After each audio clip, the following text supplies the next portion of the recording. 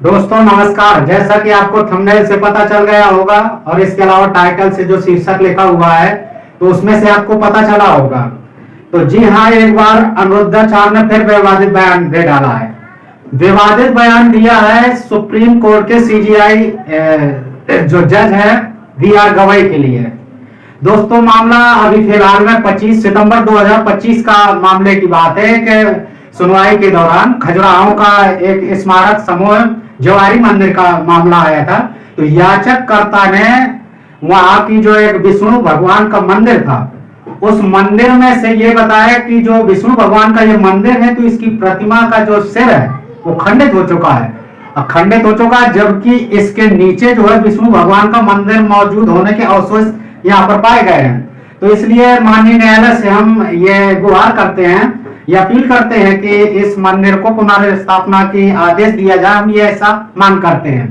तो इस पर सीजीआई VR गवई ने आदेश दिया कि ये मामला आपका ASI का है, पुरातत्व विभाग के अंतर्गत आता है। पुरातत्व विभाग को आप सूचित करके वहां पर अपनी बात को आप फाइल कर सकते हैं। हालांकि ये मैटर तो पुरातत्व विभाग का है लेकिन हम तो कुछ नहीं कर सकते हैं। लेकिन आप विष्णु भगवान के उपासक हैं तो विष्णु भगवान से ही जाइए उनके पास, अगर वो कुछ कर सके तो कर सकते हैं। इसके बाद में अनिरुद्धाचार्य अपने कथा भागवत के आयोजन के दौरान एक विवादित बयान देते हैं।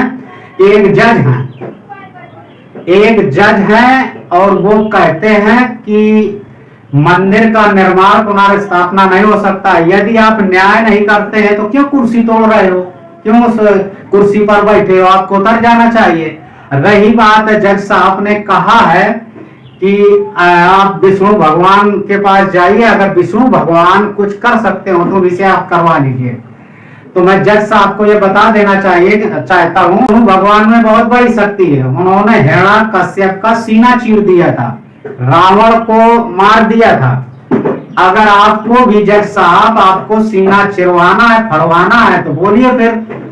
तो इस प्रकार का जब अनिरुद्धाचार्य जी ने बयान दिया तो पूरे देश में, पूरे भारत में और पूरी दुनिया में इसको लोग बात ट्रोल करने लगे। सोशल मीडिया पर और इसके अलावा पूरा टीवी पर इसके बारे में ट्रोल होने लगा। पूरे हिंदुस्तान में इस नजरिए से देखने जाने लगा कि अनिरुद्धाचार्य जी संविधान को नहीं मानते हैं, संवैधानिक पद पर जो बैठे हुए लोग हैं उनको नहीं मानते हैं।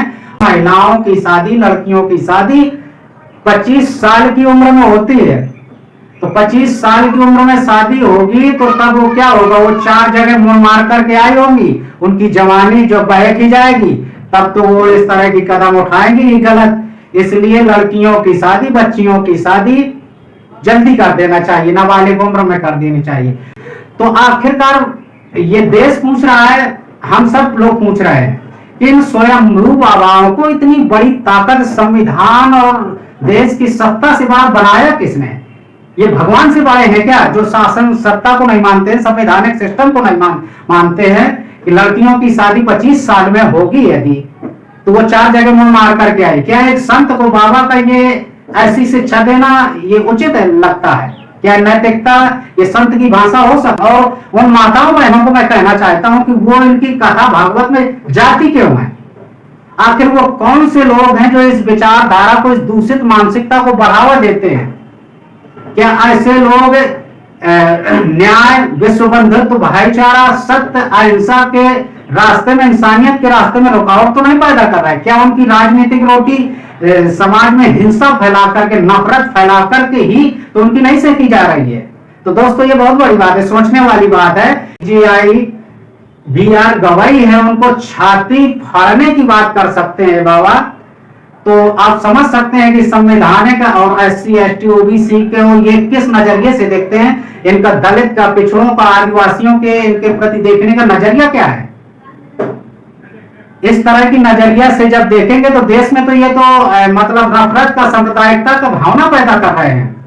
इस देश में जितने बाबाओं को, हमने बहुत सारे बाबाओं को देखा है, हमारी उम्र लगभग जितनी भी हो रही है ना, 30 साल की याददाश्त से हम देख रहे हैं कि जितने बाबा इस देश में अपने आप को स्वयंभू समझते थे वो आज जेल की सलाखों के पीछे, आसाराम, राम रहीम, रामपाल, फलहारी बाबा, इन लोगों का इतिहास जब काले कारनामा, आखिर इनके पास जैसा कि बताया जाता है कि बारिश करा देते थे, हवा को बंद कर देते थे, तो जेल का ताला क्यों नहीं टूट जाता है?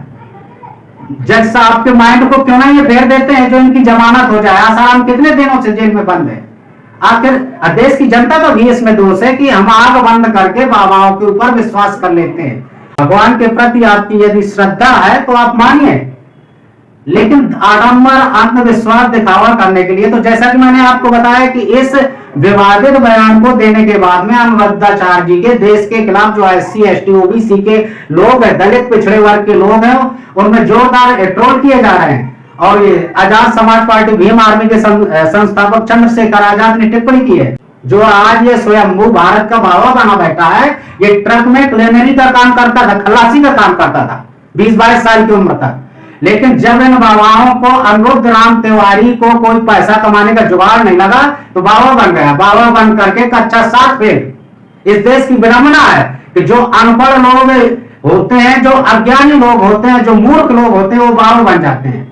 जो और थोड़ी 5-10 फेल होते हैं वो नेता बन जाते हैं। जो पढ़े लिखे, ज्यादा पढ़े लिखे लोग होते हैं, समाज में पागल कहलाते हैं और वो नौकर बनते हैं, नौकरी कर। इसमें आपकी क्या राय है? आप कमेंट करके जरूर बताइए। इस वीडियो को ज्यादा से ज्यादा लोगों तक पहुंचाइएगा कि आखिर हम अंधविश्वास, पाखंड, रूढ़ियों के खिलाफ आखिर जागना होगा।